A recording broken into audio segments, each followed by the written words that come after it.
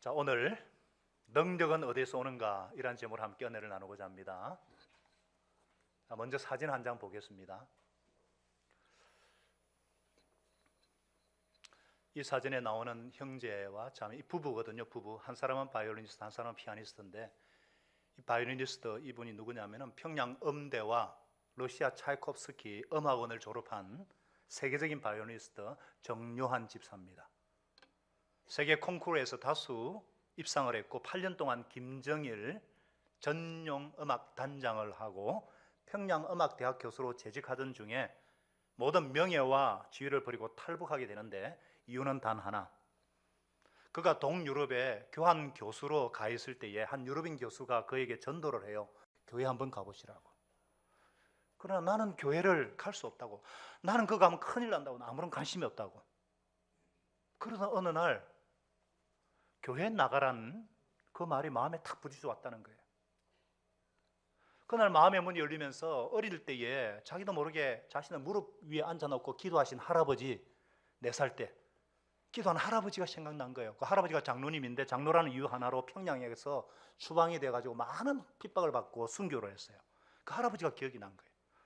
할아버지 기도를 기억하면서 처음으로 간 교회 문 앞에서 잠깐 망설였는데 그 안에서 찬송과 소리에 그냥 마음이 무너져 내립니다. 찬송과 선율이 밖으로 흘러나오면서 벼랑간 제 마음이 평온해지고 막 들어가 보고 싶어졌습니다.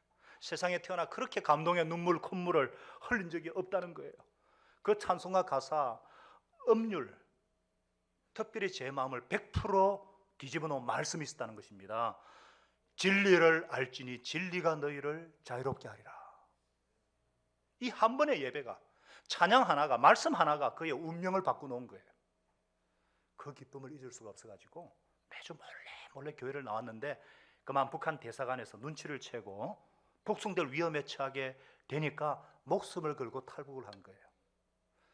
옆에 있는 아내, 똑같은 탈북인입니다. 순교자 집안 출신이에요. 같은 평양 음대 출신의 피아니스트. 여러분, 탈북자들이 한 3만 명이 넘는데 어떻게 이런 사람이 한국 남한에서 탈북해가 만나가지고 결혼해가지고 두 사람이 함께 한 손에는 악기를, 한 손에는 십자가를 붙잡고 통일 선교사가 되어가지고 지금 통일 한국을 준비하며 데뷔한다는 간증을 지난주에 제가 들으면서 얼마나 감동을 받았는지 모릅니다. 영상뉴스의 사진에 나온 그게 강균성이거든요. 노을에. 강균성 잘 모르나요? 유명한 연예인 가수인데 JYP 소속인데 치면 나와요. 이 형제의 간증이 얼마나 은혜로운지. 무엇이 그들로 하여금 목숨을 건 탈북을 하게 했는가? 무엇이 그들로 하여금 모든 세상적인 명예와 지위를 벗어버리고 하나님 나라를 위해서 헌신하게 한 것일까? 이제 그만 비춰줘도 돼요.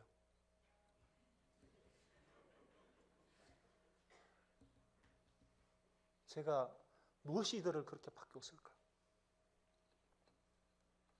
여러분, 하나님께서는 간단한 손짓 하나로요, 지리산, 설악산의 계곡을 조각해 내실 수 있는 분이시고, 말씀 한마디로 밤하늘에 수억 개의 별들을 반짝이게 하시며 작은 숨결 하나로 태풍을 만드실 수 있고, 말씀 한마디 명령으로 그 태풍도 잔잔케 하실 수 있는 하나님이십니다. 아멘이시죠? 그런 분이세요. 그러나 이 모든 것들보다 더 위대하신, 더 놀라운 하나님의 능력들을 실감나게 하는 것이 있다면 바로 영혼의 변화일 것입니다. 그분의 능력은 깊은 어둠 속에 방황하는 갇혀있는 영혼을 자유의 빛으로 이끌어 내십니다. 절망으로 죽어가던 심령을 희망의 메아리로 소생시키십니다. 지옥길로 향해 달려가던 인생을 천국으로 향하는 인생으로 변화시켜 주십니다. 이 사람의 변화야말로 위대하신 하나님만이 하실 수 있는 하나님의 위대한 작품입니다. 하나님의 위대한 능력으로 말미암은 이 아름다운 변화의 작품은요, 오늘도 계속되고 있어요. 오늘까지 이 580명이 넘는 싱글 연합수련회, 우리 교도 VIP 3명이 참석해가지고 지금 이 싱글 청년들의 가치관이 변화되고 마음이 새롭게 변화를 받고 새로워지는 변화를 경험하고 있습니다. 새벽을 사던 주의 청년들이 즐거이 주님께 헌신하고 결단함으로 주님께서 주님의 일을 수년 내에 부흥케 하실 줄로 믿습니다. 오늘날 시대는요, 능력을 요구하는 시대입니다. 하나님의 능력을 요구하는 시대. 우리가 어떻게 하면 이 능력을 체험할 수 있을까? 하나님의 능력을 체험하기 원하십니까? 하나님의 능력을 맛보시기를 원하십니까? 어떻게 하면 이 하나님의 능력을 내 것으로 삼아서 변화를 경험할 수 있을까? 첫째로, 하나님이 모든 능력의 권한이라는 사실을 알라고 말씀하십니다. 뭐라고요? 하나님이 모든 능력의 권한이시다. 자, 우리가 오늘 읽은 오늘 본문 말씀은요, 에베소 교회가 어떻게 창립하게 되었는가 말씀하고 있는데요, 그 과정을 말씀하고 있는데 8절에 보니까 바울이 해당에 들어가서 석 달 동안을 담대히 하나님 나라에 관하여서 광론하며 권면했다고 했습니다. 하나님의 나라, 하나님의 나라가 복음의 목표입니다. 자, 그렇다면 복음의 핵심은 뭐라고 했죠? 자, 시작, 기억나죠? 시작. 살아계신 하나님의 아들 예수 그리스도. 이게 복음이에요. 이게 복음의 본질이고 복음의 핵심이죠. 복음의 목표는 뭐냐? 하나님의 나라가 이 땅에 확장되는 것. 살아계신 하나님의 아들 예수께서 우리로 하나님의 자녀가 되는 권세를 주시고 통치권을 주셔서 이 땅에 하나님 나라를 건설하는 일, 바로 하나님께서 가장 기뻐하시는 복음 사역입니다. 그것을 바울은 회당에 들어가서 석 달이나 담대히 강론하며 권했어요. 담대히, 대담하게. 이 단어가 굉장히 중요한 단어입니다. 담대하게. 자, 우리가 지난 시간에 바울이 고린도에 복음을 전하러 들어갔을 때에 그의 심정이 어떠했다고 했죠? 심히 두려워하고 약하고 떨었다 그랬어요. 고린도는 우상이 가득한 도시고 도덕적으로 너무너무 형편없던 도시였잖아요. 그래서 그의 마음이 약해진 가운데 막 두렵고 떨리는 마음으로 고린도에 임했는데 나중에 그 결과가 얼마나 놀라웠습니까? 그 이유가 뭐라 그랬어요? 내 말과 내 전도하는 것이 지혜에 사람의 말로 하지 아니하고 하나님의 성령의 나타남과 능력으로 했다. 그 결과 고린도에, 그 험한 도시 고린도에 하나님의 교회가 우뚝 서잖아요. 내가 할 수 없으니까 오직 십자가만 붙잡고 하나님께 맡기고 갔다. 하나님의 능력만을 힘입었다. 이렇게 고백하잖아요. 성령의 능력으로 하나님의 교회가 세워지는. 그런데 이제 에베소 교회를 세우기 위해 바울은 어떤 마음으로 갔는가? 내가 너에게 복음을 전할 때에 석 달 동안에는 담대히 전하였노라. 담대히 그러죠. 여러분, 이 담대함 이해가 되십니까? 이 담대함은 어디서 나왔을까요? 자신을 의지하는 믿음에서 왔을까요? 아니면 환경적인 어떤 용기에서 나왔을까요? 어디서 나온 용기일까? 우리가 인생을 살아가기 위해서 용기 너무나 중요하죠. 용기가 있어야 되죠. 그런데 이 용기는 때로 우리 인생을 힘있게 살게 하지만은 자세히 관찰해 보면요, 자신이 벌어놓은 돈에서 나오는 때가 있습니다. 혹은 내가 열심히 이뤄놓은 건강 때문에, 남편 때문에, 아내 때문에, 자식 때문에 용기를 가진 사람들이 많아요. 이러한 환경적인 용기, 우리는 물론 내 환경이 잘 될 때 힘이 생기고 막 내 힘의 원동력이 되고 그것에서는 용기와 담력을 부인할 수가 없죠. 그러나 환경이 주는 이 용기의 문제점이 무엇인가? 바로 내 환경이 변하거나 나에게 용기를 줬던 대상이 나를 떠날 때는 여지없이 무너져 내린다는 것입니다. 나도 덩달아 삶의 용기를 잃어버린다는 거예요. 남편을 의지해서 생을 살아가던 사람이 남편을 잃게 되면 살아갈 용기도 잃어버리고 낙담을 합니다.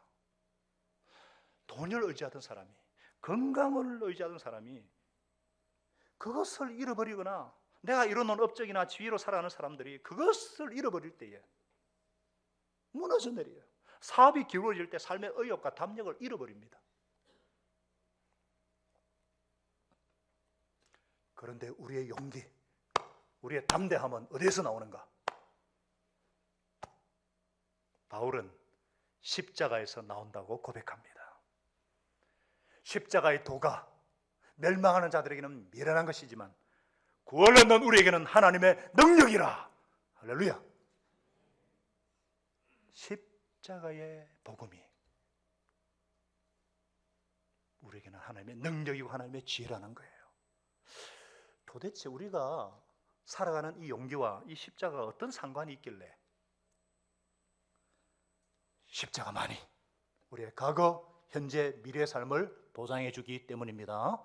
십자가의 능력만이 우리를 영원히 책임져 줄 수 있기 때문입니다. 여러분, 우리가 왜 살아가면서 담대함을 갖지 못하는가? 이유가 뭡니까? 뭐 여러 가지인 것 같지만 사실은요, 마음 깊이 숨어있는 이 죄의식, 힘없이 사는 사람들의 그 가장 심각한 문제는 바로 이 죄의식입니다. 누가 가장 담대하게 세상을 살 수가 있어요? 인생을 살 수가 있습니까? 깨끗한 사람입니다. 깨끗한 사람은 경찰이 두렵지 않아요. 검찰이 두렵지 않아요.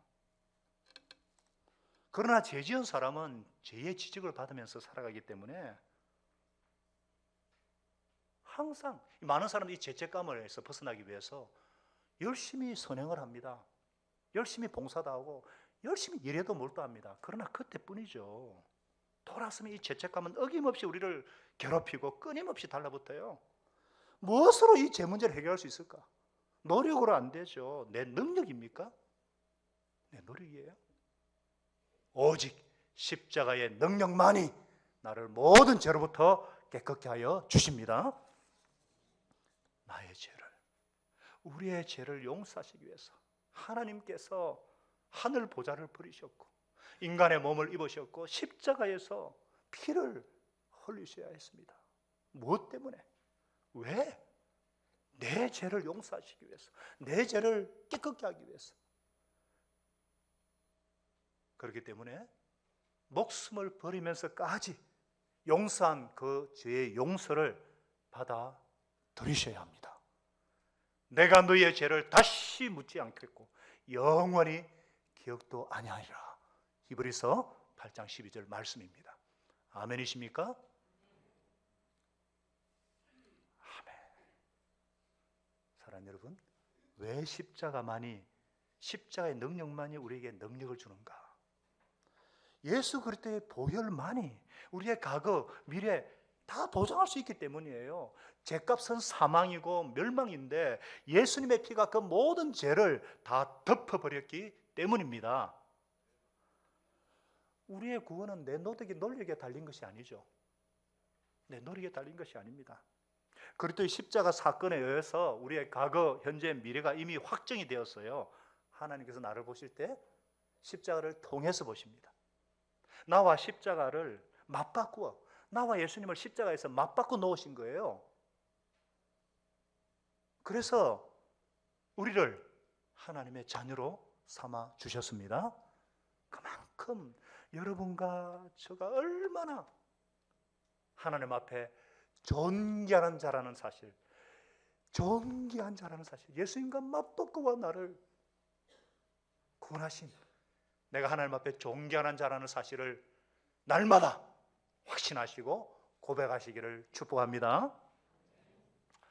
물론 우리는 하나님 앞에서 죄 지을 가능성이 많이 있어요. 하나님 앞에 잘못될 걱정도 많은 사람이에요. 그러나 우리는 염려하지 않습니다. 염려하지 않습니다. 왜요? 하나님께서 내 인생을 보실 때 예수님을 통해서 보시기 때문입니다. 주 안에 있는 나에게 딴 근심이 없습니다. 나를 외치고 부활하신 예수님께서 이 시간 말씀하시잖아요. 담대하라, 내가 세상을 이겼노라. 잠깐 환난과 시험과 시련을 당할 수 있지만 담대하라, 내가 세상을 이겼노라. 할렐루야. 그러므로 사랑하는 여러분들, 삶의 용기를 가지시기 바랍니다. 신앙적인 용기를 가지시기 바랍니다. 하나님의 능력, 그거 저절로 오는 거 아닙니다. 오직 십자가만을 신뢰하고 십자가만을 의지하고 십자가를 바라보는 자에게 임합니다. 십자가를 붙들고 있는 자에게 주시는 것은 두려워하는 영이 아니라 뭐라고요? 오직 능력과 사랑과 근신하는 절제하는 영이기 때문입니다. 십자가 앞에 나와서 용기를 회복하시기를 바랍니다. 하나님이 우리를 통해 일하시기를 원하세요. 우리를 구원하신 후에 이미 우리를 통해 이루실 일들도 이미 계획해 놓으셨어요. 그렇기 때문에 건강을 주님께 맡기시기 바랍니다. 현재의 삶도 맡기시기 바랍니다. 미래도 맡기시고, 다만 말씀에 순종하시기를 축복합니다. 구원은 믿음으로 받지만 축복은 순종으로 얻기 때문입니다. 자, 이렇게 바울이 십자가의 도로와 하나님 나라에 대해서 권면을 하는데, 이런 권면을 듣고 어떤 사람들은요, 마음이 굳어가지고 순종하지 않고 오히려 십자가 도를 비방을 했어요. 이에 바울은 그들을 떠납니다. 그리고 제자들을 따로 세웁니다. 그리고 두란노 서원에서 날마다 강론하기 시작했습니다. 지금까지 바울은 회당에서 이렇게 가르치고 이곳저곳 돌아다니며 전도했잖아요. 이게 우리가 살펴본 1, 2차 전도 여행이었죠. 이제는요, 방법을 바꾸어서 새로운 지혜와 새로운 전략으로 사역하기 시작합니다. 바로 두란노 서원 전략. 아시면 아시겠지만 이 두란노 서원 사역에는요, 두 가지 요점이 있습니다. 하나는 제자들을 따로 세운다는 것입니다. 방해하는 세력을 떠나서 제자들을 따로 세워서 구별된 삶을 사는 것이 두란노 서원의 사역입니다. 또 하나는 날마다 말씀 훈련과 더불어서 공동체 훈련, 공동체 생활을 시도한 것입니다. 7절에 보니까 성령의 능력을 받고 은혜를 받은 12명, 이 12명을 따로 세워가지고 2년 동안을 집중적으로 훈련을 시킵니다. 헌신된 자는 12명을 가지고요, 오전 11시부터 오후 4시까지 5시간을 일주일에 6일 동안, 그것도 2년을 그렇게 말씀 훈련과 더불어 공동체 생활 훈련을 시켰습니다. 특공대 훈련입니다. 지금까지와는 아주 다른 방법이에요. 이것은 하나님께서 주신 지혜였습니다. 아니요, 이것은 예수님의 제자 양성 방법이었습니다. 마가복음 3장에 나오잖아요. 3장 14, 15절에 예수님께서 12를 따로 세우셨어요. 수많은 따르는 무리를 있었지만 12를 따로 세워가지고 자기와 함께 있게 하시고 전도도 하고 귀신도 내어 쫓는 권능을 주셨어요. 소수 제자 양성. 여러분, 능력은 어디서 오는가? 능력은 어디서 오는가? 하나님의 말씀, 주의 말씀은 세력이 있습니다. 하나님의 말씀에 권세와 능력이 있다는 것을 알라고 말씀하셔요. 자, 이렇게 2년 동안 말씀 훈련과 공동체 훈련을 시킨 결과 어떤 일이 일어났다고 성경은 말씀하고 있습니까? 10절에 보니까 2해 동안 이같이 하니까 아시아에 사는 유대인이나 헬라인들이 다 주의 말씀을 듣더라.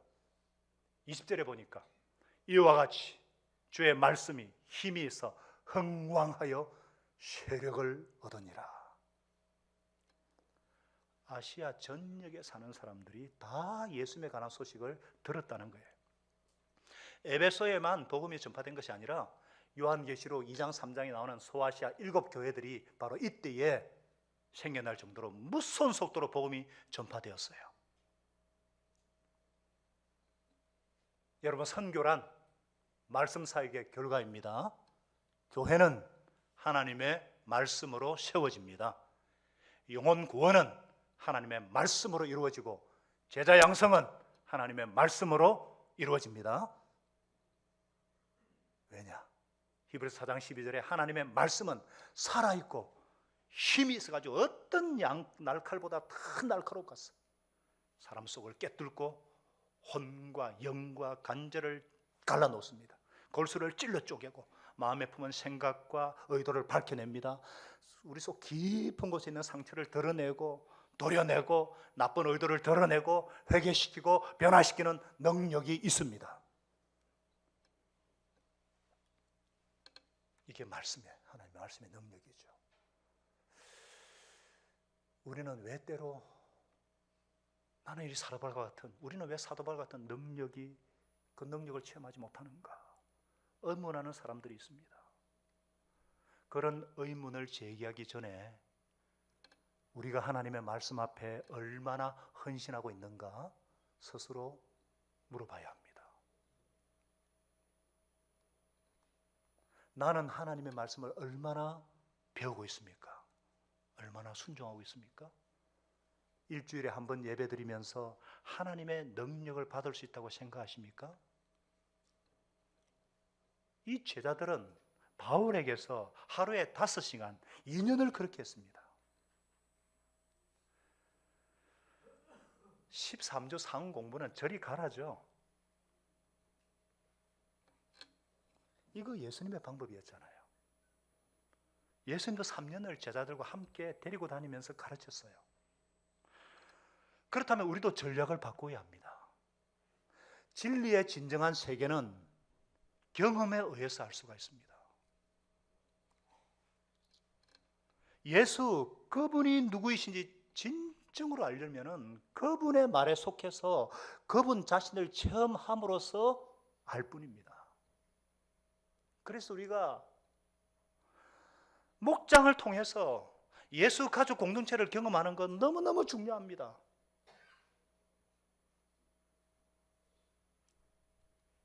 목장 성경 공부를 통해서 말씀을 배우고 상 공부를 통해서 말씀을 배우고 그것을 신목장에서 실천을 하고 섬기고 연습하면서 그렇게 공동체를 경험하는 거예요. 그리고 하나님의 임재를 경험하는 예배를 드리고 우리 방학이 되니까 마침 유치부 자녀들 가정 신방을 하고 또 방학 동안에 3주나 어린이 리더 훈련을 시켰어요. 지금 어린이 목자 훈련을 시키고 있고 청소년 목자들을 세워가지고 목장을 지금 섬기고 훈련시키고 있고 싱글 청년들은 일주일 동안이나 말씀의 홍수 속에 파묻혀 훈련을 받고 있어요. 이 정도 해야 변화될까 말까인데 우리에게는 다음 세대에 대한 책임을 지고 있습니다. 이들에게 하나님의 비전을 심고 환상을 주고 다시 민족을 이렇게 살리고 세계를 변화시키는 사람으로 하나님의 대행자로 그들을 키우는 것 100% 헌신된 사람 소수의 사람이 중요합니다. 90% 헌신된 100명보다 100% 헌신된 한 사람을 통해서 하나님은 더 놀라운 일을 이루십니다. 하나님의 나라는 말에 있지 않고 능력에 있습니다. 지금 우리 교회 앞에 지금 원룸 공사를 하고 있잖아요. 교회 주위에 다 원룸이에요. 뭐 우리 신사모가 언급했지만 예전에 선교단체 때 우리가 뭐 공동생활 훈련 뭐 이런 걸 통해 가지고 그린베레처럼 우리 훈련했거든요. 제가 그렇게 훈련받은 사람입니다. 그린벌레가 아니고 그린베레, 델타포스. 우리가 그렇게 훈련은 시키지 못하더라도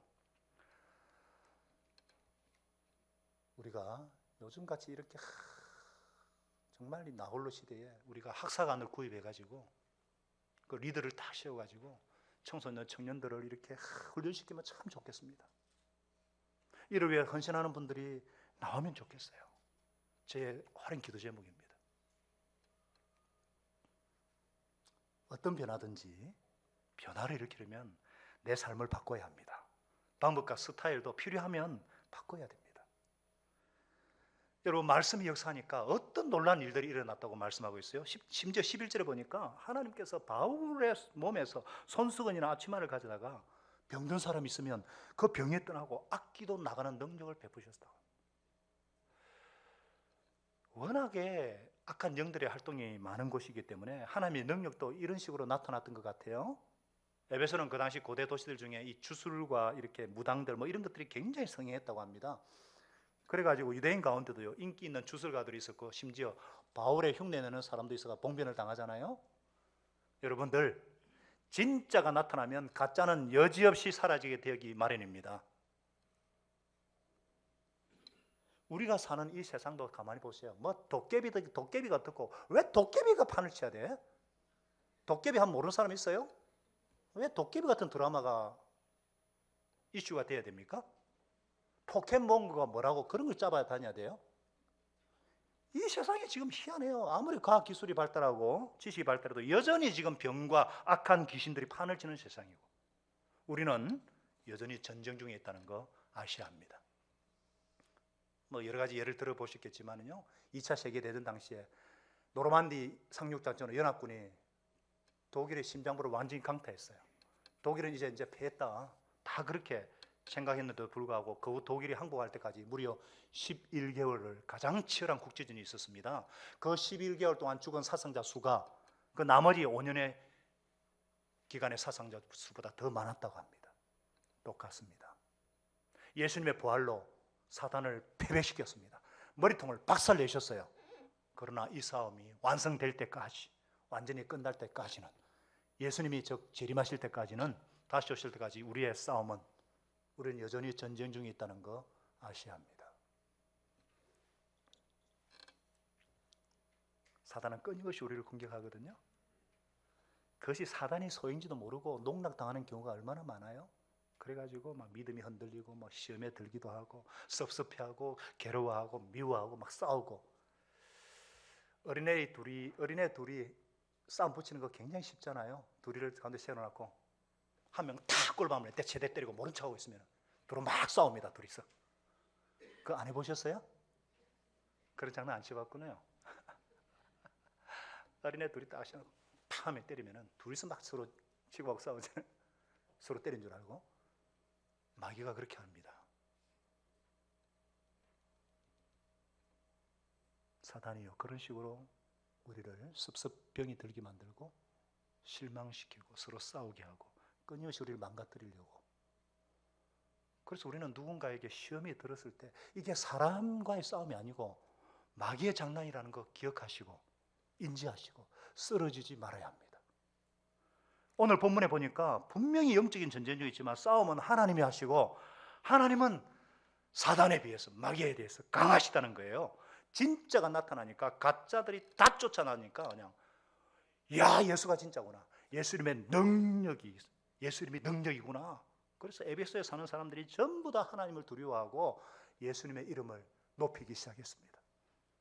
심지어 예수 믿는 사람들이 자기 죄를 회복하고 회개하고 자복하고 주술 행위에 사용됐던 책을 다 가져서 불을 태웠는데 무려 5만이나 되었어요. 수억이 되는. 이 사람들이 예수님을 믿기 위해서는요, 자기가 하던 과거의 모든 주술 행위로부터 끊어져야 된다는 걸 알았어요. 과거와 단절돼야 된다는 것을 알았습니다. 그리고 공개적으로 자복하고 불에 태웠는데 불에 태움으로 그 힘이 파괴된다는 사실 오늘날에도요 가끔 접하는 소식입니다. 아프리카나 남미에 굉장한 부흥이 일어나는 그런 교회가 폭발적으로 성장하는 경우가 있는데 보면요, 예배 때 큰 이렇게 드럼통을 놓고 불을 막 질러요. 그러면 거기에 막 장신군이 부적인이 막 들고 와가지고 죄를 고백하고 태우는 것만으로 귀신이 나가는 경우가 많다는 거예요. 교회 다니면서 담배 피우던 것 그대로 피우고 술 마시던 것 그대로 마시면 안 됩니다. 음란한 거 보던 거 그대로 보고 악한 습관 그대로 가지고 있다면 우리가 아무리 생활을 오래 한다 해도 우리에게 하나님의 능력이 임하지 않습니다. 하나님의 능력과 상관이 없게 됩니다. 끊으셔야 합니다. 진짜 부흥에는 진정한 회개가 있습니다. 말씀이 능력입니다. 거룩이 능력이에요. 순결이 능력입니다. 하나님은 우리가 깨끗하고 거룩하고 순결하기를 원하십니다. 나도 모르게 했던 말의 습관들, 하나님 보시기에 나쁜 모든 습관들 다 주님 앞에 가지고 나와서 자복하고 회개하십시다. 우리가 한데 그런 분이 없겠지만 혹여 뭐 부적이라든지 뭐 사주팔자 궁합 같은 거 흔적도 없이 해야 됩니다. 왜냐하면 레위기에 보면요, 혼백이 있어가지고 악한 영적인 것이 있어가지고 끊어버려야 됩니다. 단절해야 돼요. 그래야 하나님의 능력이 임합니다. 누구든지요, 내가 어떤 의지하고 있는 대상이 있다, 그것이 내 안전의 어떤 근원으로 알고 집착하고 있다, 그게 사람이든 물질이든 자리든 그것이 무엇이든지 간에 상관없이 끊어야 할 대상입니다. 끊어버려야 할 대상입니다. 여러분이 의지하고 있는 건 무엇입니까? 남편이십니까? 자식입니까? 돈이십니까? 타이틀이십니까? 하나님이 아닌 것은 결국 우리를 넘어뜨립니다. 이 시간 고백하시기 바랍니다. 하나님, 내가 이것들을 의지해서 살았습니다. 헛된 것들임을 고백합니다. 제가 이제 끊어버리겠습니다. 딱 마음을 잡수시고 결정하시고, 그래 하나님 도와주십니다. 목장에서 서로 고백하시고, 목장에 그거는 거 나누는 거예요. 그거 나누고 기도해달라 그러고 하나님 말씀으로, 그래야 더 깊은 믿음의 세계로 들어가고 그런 은혜가 있기를 축복합니다. 그리고 진리의 말씀 우리가 무장을 해야 돼요. 우리가 하나님의 군사로 우리가 반듯하게 서는 거예요. 에베소서 6장에 있듯이 진리의 띠로 중심을 탁 잡고 의로움으로 가슴을 다 붙이고 평안의 복음의 신발을 신고 막 복음을 전하는 데 힘쓰고, 하나님이 나의 구원이시다, 그 사실 머리를 감싸고 투구를 쓰고 어떤 마귀의 불화설도 막는 믿음의 방패를 탁 갖고 성령의 검, 하나님의 생명의 말씀을 붙잡고 승리하고 어떤 시험도 이기시고 하나님께 영광 돌리는 여러분과 제가 되시기를 바랍니다. 우리가 성령과 말씀으로 충만하여 하나님의 능력을 가진 교회로 굳게 세워주시기를 예수님의 이름으로 축원합니다. 기도하겠습니다.